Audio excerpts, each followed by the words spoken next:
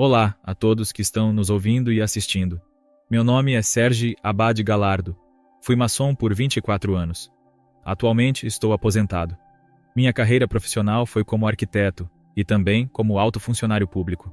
Entrei na maçonaria por volta dos 32 ou 33 anos e saí aos 57 anos. Como muitas pessoas, eu me fazia perguntas sobre o sentido da nossa existência e sobre a razão de termos consciência.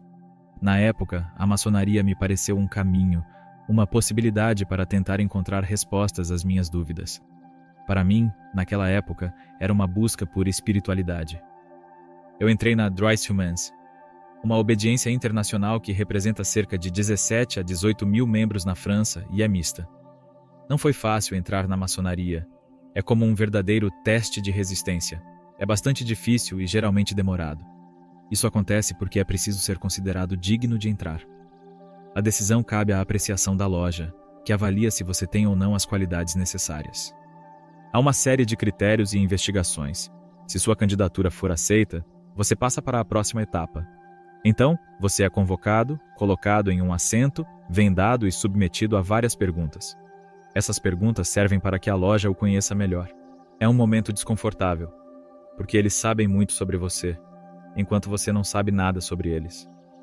Alcancei o grau de mestre. Ocupava cargos de oficial nas lojas azuis, incluindo o de venerável mestre, que preside a loja.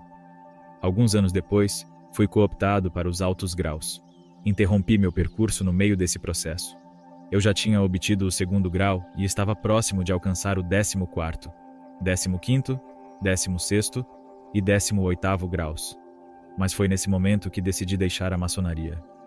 Sempre me perguntam se eu recebi privilégios profissionais ou financeiros graças à maçonaria. E tem uma história pessoal que ilustra bem essa questão. Na época, eu queria mudar de emprego.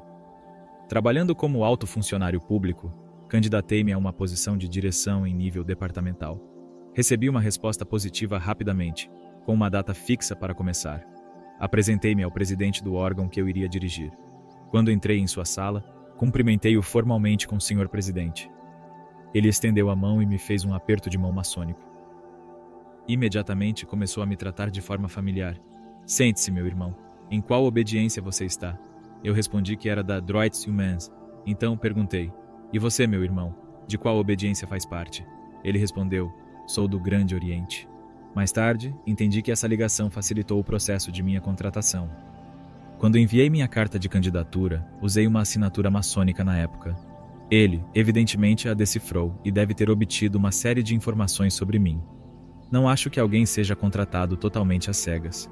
Essas informações, junto com meu currículo, foram suficientes para que eu fosse contratado sem passar por nenhuma entrevista. Quando comecei a trabalhar, analisei, obviamente, os outros candidatos que concorreram comigo e, sinceramente, alguns eram mais qualificados do que eu. Para confirmar que a maçonaria é realmente luciferiana, cito aqui um texto maçônico. A sedução de Eva pelo serpente trata-se claramente de Satanás. Faz alusão aos princípios fundamentais de toda iniciação. Acho que isso dispensa comentários. Qualquer pessoa com inteligência comum pode compreender que a maçonaria tem um caráter luciferiano, mesmo que isso não seja declarado abertamente em público. Minha primeira percepção sobre o aspecto luciferiano da maçonaria ocorreu no grau de mestre. Na época, não dei muita atenção a isso. Só fui compreender plenamente esse aspecto quando recuperei minha fé e voltei a frequentar a igreja. Foi então que percebi o perigo que a maçonaria representa para a alma, para a salvação, além de seu caráter essencialmente luciferiano, ou mesmo satânico, já que Lúcifer e Satanás são a mesma entidade. A maçonaria faz uma distinção entre eles que, na minha opinião, não deveria existir. Bem, não vou revelar todo o ritual aqui, porque isso seria muito demorado. Além disso, já o fiz nos meus livros, para quem tiver interesse. Mas há uma espécie de psicodrama, e você interpreta o papel de Hiram. Hiram é o herói da maçonaria. Resumidamente, Hiram é assassinado por companheiros traiçoeiros, e você, como parte do ritual, assume seu papel e morre. Obviamente, é uma morte simbólica. Depois, você é levantado novamente, passando por algo que pode ser entendido como uma reencarnação, não uma ressurreição. Essa diferença é algo que explico em meus livros, baseando-me nos rituais e textos maçônicos. No ritual, Hiram, o herói da maçonaria, reencarna no novo mestre. Durante essa cerimônia, sussurram em seu ouvido duas palavras: a palavra passe e a palavra sagrada dos mestres. Os maçons possuem palavras de passe, sagradas e secretas, que permitem identificar a qualidade maçônica de alguém e confirmar o grau que essa pessoa possui ou reivindica. Um aprendiz ou companheiro nunca poderia se passar por mestre, pois desconhece essas palavras. Quando você é erguido e a cerimônia o transforma no novo Irã, as palavras ditas ao seu ouvido são Tubal-Caim e Moabon. Para compreender a maçonaria, é necessário realizar uma busca pessoal e interpretar tudo à luz da fé. No capítulo 4 do Gênesis, Tubal-Caim é descrito como um descendente de Caim. Cito aqui um texto maçônico. Tubal-Caim, o ferreiro, trabalha com metais e se insere espiritualmente como um continuador da linhagem cainita. Enquanto você não tem fé, isso pode não parecer problemático. Ser um continuador espiritual de Caim talvez não seja tão preocupante, especialmente para quem não acredita. No entanto, se recorrermos, por exemplo, aos comentários da Bíblia de Jerusalém sobre o capítulo 4 do Gênesis, lemos que a sucessão das gerações a partir de Caim manifesta a transmissão do pecado de geração em geração. Portanto, percebe-se que, ao se tornar mestre na maçonaria, o maçom se torna espiritualmente um continuador da linhagem de Caim. Segundo a maçonaria, não tenho conhecimento de hebraico, então confio na interpretação maçônica. Moabon significa, entre outras coisas, filho do pai. Assim, ao se tornar mestre, você é considerado filho do pai, mas também um continuador da linhagem espiritual de Caim. Em outras palavras, é uma ligação direta com o demônio, já que, como cristãos, sabemos que Caim foi inspirado por Satanás e tornou-se um assassino, aquele que matou o justo. Portanto, ao se tornar mestre, você carrega um peso significativo que está longe de ser uma luz, no sentido que a igreja atribui a essa palavra. No final, todos esses rituais são muito misteriosos. O aspecto luciferiano da maçonaria não é particularmente explícito. Às vezes até é, mas de maneira geral, quando você faz uma pergunta a alguém mais avançado, como um oficial ou um venerável mestre, ele responde que tudo isso é apenas simbólico. O simbolismo, porém, é algo muito poderoso e não deve ser subestimado. Um símbolo manifesta uma força. Lembro-me, por exemplo, de uma ocasião no 1º grau, embora eu já fosse mestre na época, durante uma cerimônia de retorno à luz. O venerável mestre fez algo que parecia uma glorificação de Lúcifer. Senti-me muito desconfortável com aquilo e fui perguntar ao venerável mestre sobre o significado. Ele explicou que Lúcifer não era Satanás, mas apenas o anjo de Deus, portador da luz. Acredito que isso seja resultado de uma completa falta de conhecimento bíblico. Não pretendo insultar os maçons, especialmente de determinados graus, ao insinuar que eles não têm conhecimento. Pelo contrário, eles possuem um conhecimento muito vasto. No entanto, penso que isso é, na verdade, um engano do qual a maioria dos maçons nem tem consciência. Afinal, Lúcifer e Satanás são a mesma entidade. A diferença na denominação vem apenas de uma questão cronológica. Lúcifer era o portador da luz até o momento em que se rebelou contra Deus, tornando-se Satanás. O orgulho está bastante presente na maçonaria, sem dúvida. Há um grau considerável de orgulho. Desde a iniciação, você é aceito por pessoas que se consideram um tanto fora do comum, que geralmente alegam conhecer segredos que outros não conhecem e que afirmam ter recebido a luz, com muitas aspas, porque não se trata da luz de Deus como entendemos. Lembro-me que no dia seguinte à minha iniciação, ao voltar para o trabalho, olhei para as outras pessoas como se fossem pobres profanos. Mesmo não sendo alguém particularmente orgulhoso, ou pelo menos espero não ser, senti implicitamente uma certa superioridade. Afinal, agora eu conhecia segredos que os profanos desconheciam e tinha acesso a vantagens que eles não teriam. Todo o percurso iniciático se baseia no esforço pessoal. Assim, ao alcançar certos níveis, como o 30º grau, por exemplo, ou mesmo o grau de mestre, é fácil ser tocado por uma forma de orgulho. Afinal, esses níveis implicam uma suposta igualdade com Deus, o que já é insinuado implicitamente no grau de mestre. Certo dia, enquanto eu estava em oração, ouvi a voz de Jesus. Deus havia permitido que meu último trabalho fosse próximo à Catedral de Narbona, onde havia um Cristo crucificado.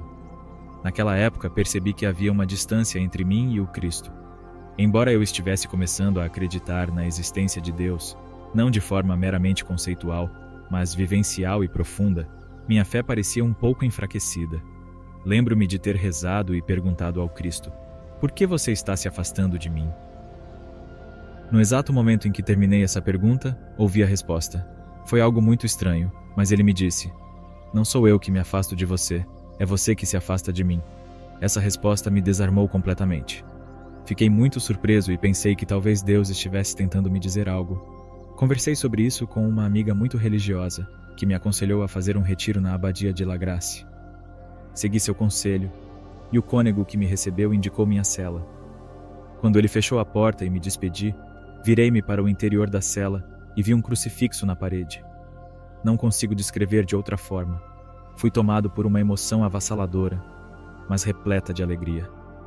Caí de joelhos, em lágrimas, sentindo todo o amor que Cristo tem por nós. O que mais me surpreendeu foi o amor que senti por Ele naquele momento. É um pouco difícil reviver esses momentos. Não sei se consigo contar nos dedos de uma mão as vezes que chorei em minha vida. Mas naquele dia, fiquei muito surpreso com as lágrimas que escorriam. Senti-me como uma criança diante de seu pai. Foi algo muito intenso. Na época, eu acreditava que poderia continuar trilhando meu caminho de fé e, ao mesmo tempo, permanecer na maçonaria. No entanto, havia algo muito estranho. Eu ignorava completamente que a igreja tinha definido ser impossível ser maçom e cristão ao mesmo tempo. Quando você faz essa pergunta a um maçom, eles negam essa incompatibilidade. Lembro-me de ter questionado meu padrinho na maçonaria sobre a excomunhão, e ele me deu a resposta habitual dos maçons: não, isso não existe mais. Era algo do passado. Contudo, posso afirmar e testemunhar, com base em textos e raciocínios, não apenas os da igreja, que essa incompatibilidade é real e atual. Depois de viver uma experiência ao mesmo tempo brutal e magnífica de comunhão com o amor de Cristo, comecei a me sentir desconfortável nas reuniões da maçonaria. Passei a olhar os rituais com outros olhos e, sinceramente, já não conseguia mais permanecer ali. Houve um intervalo entre esse encontro com Cristo, que ocorreu em 2012, e minha decisão de me desligar da maçonaria, que só aconteceu em 2013. Durante esse tempo, amadureci minha decisão. Refleti bastante e compreendi que não era possível ser cristão e maçom ao mesmo tempo. Como não sou uma pessoa que joga em dois lados, decidi me desligar da maçonaria definitivamente. Quando você sai da maçonaria, seus irmãos e irmãs viram as costas para você. Para eles, você deixa de existir. No meu caso, eu realmente fiz tudo para desagradar a maçonaria. Escrevi, falei abertamente e voltei para a igreja. Mas, acima de tudo, denunciei ao Ministério Público irregularidades financeiras nos contratos públicos do órgão que eu dirigia na época. Essas irregularidades eram fruto de um esquema envolvendo uma rede político-maçônica. Isso levou alguns políticos de alto nível a serem julgados no tribunal. Alguns escaparam, provavelmente porque tinham os contatos certos na maçonaria. Outros não. Mas, como você pode imaginar, naquele momento, fui completamente ostracizado. Devo mencionar que a maçonaria tem uma espécie de filosofia de ajuda mútua. Enquanto você é alguém que pode contribuir para a maçonaria ou para certos maçons e, ao mesmo tempo, precisa de algo, a ajuda é garantida sem grandes dificuldades. Porém, quando você se torna um pária, é imediatamente excluído.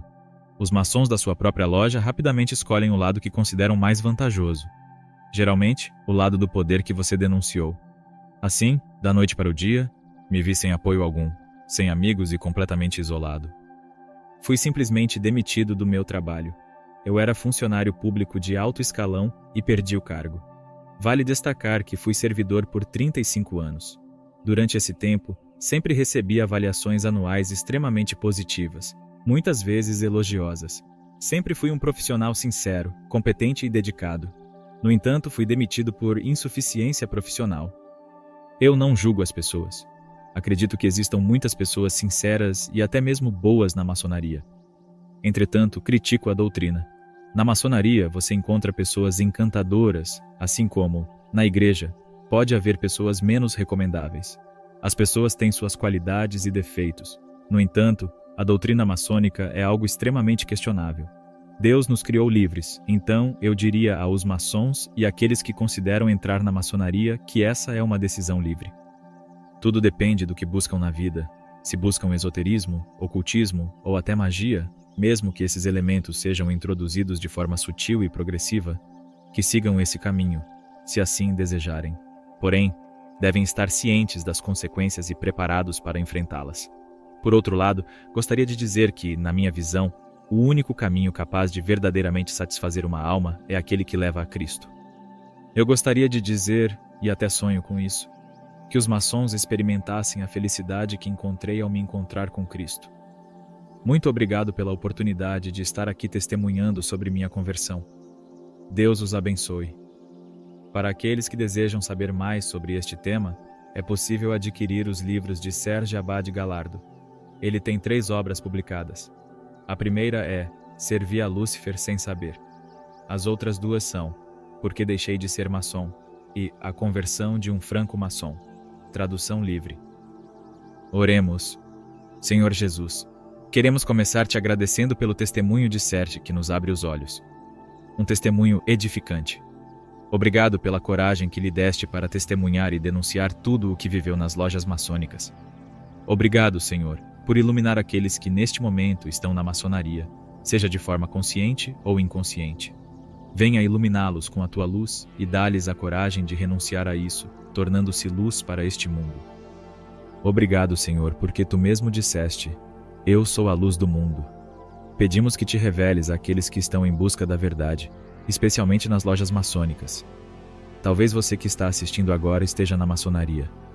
Se está aqui neste momento, não é por acaso. O Senhor quer te revelar a verdade e a luz. Somente Jesus pode preencher o desejo do seu coração. Não espere até amanhã. Este é o momento favorável para decidir deixar a maçonaria e voltar-se para o amor de Deus, que te espera de braços abertos. Senhor Jesus, agora quero orar em reparação por todo o mal que é feito nas lojas maçônicas, por toda a influência que a maçonaria exerce no mundo, nas leis e na política. Senhor, tem piedade e perdoa tudo o que fere o teu coração. Também confio a ti todas as famílias que sofrem por ter algum de seus membros envolvidos na maçonaria. É uma dor enorme. Continuem orando por essas pessoas, pois o Senhor se deixa tocar pelas orações. Irmãos e irmãs, o próprio Senhor declarou que nada há de secreto que não seja revelado. Deus quer expor todos esses segredos e tudo o que acontece nesses rituais. Isso não agrada a Deus, como a Bíblia deixa claro. Proponho que oremos concretamente pela libertação de nossos países, para que não estejam mais sob a influência da maçonaria. Escrevam nos comentários: Jesus, liberta meu país, seguido do nome do país. Temos fé que o Espírito Santo agirá. Senhor, quero orar especialmente por todos os líderes do mundo e por aqueles que têm responsabilidades e estão na maçonaria. Peço que experimentem profundamente o teu amor e conduzam muitas almas a ti. Peço também, Senhor, que todos os maçons possam alcançar um verdadeiro arrependimento e buscar a reconciliação. Para essas pessoas, haverá um antes e um depois. E lembrem-se, nada é impossível para Deus. Amém.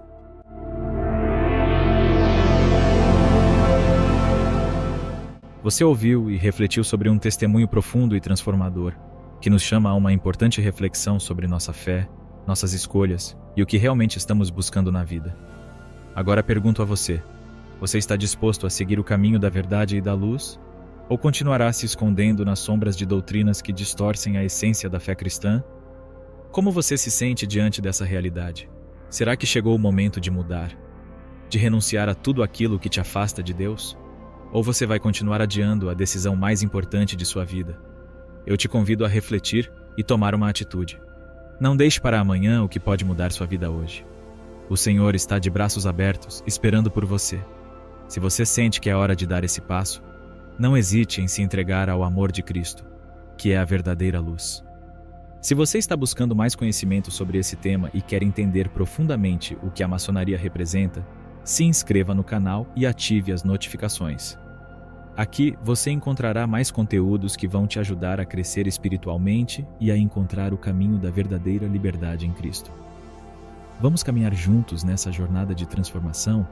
Se você tem alguma dúvida ou deseja compartilhar sua experiência, deixe seu comentário abaixo.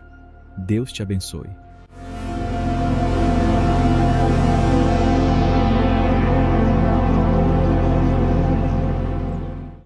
Eu não era ateia ou algo do tipo.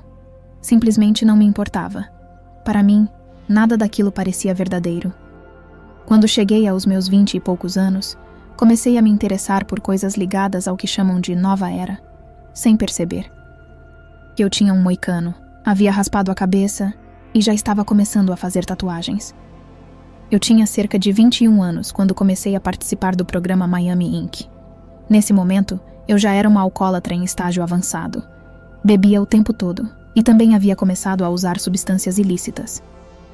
Comecei a me interessar por esse tipo de literatura e a aprender sobre meditação transcendental.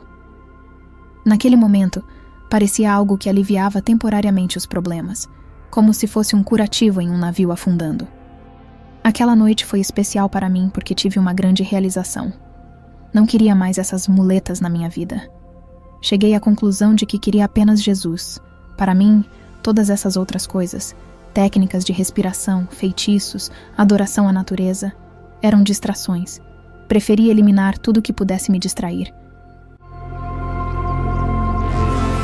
Se você se sentiu tocado por este testemunho e quer assistir esta história e mais histórias como esta, não deixe de se inscrever em nosso canal. Aqui, compartilhamos experiências poderosas que podem transformar vidas e fortalecer a fé. Clique no botão de inscrição, ative o sininho para receber notificações e junte-se à nossa comunidade de fé e esperança.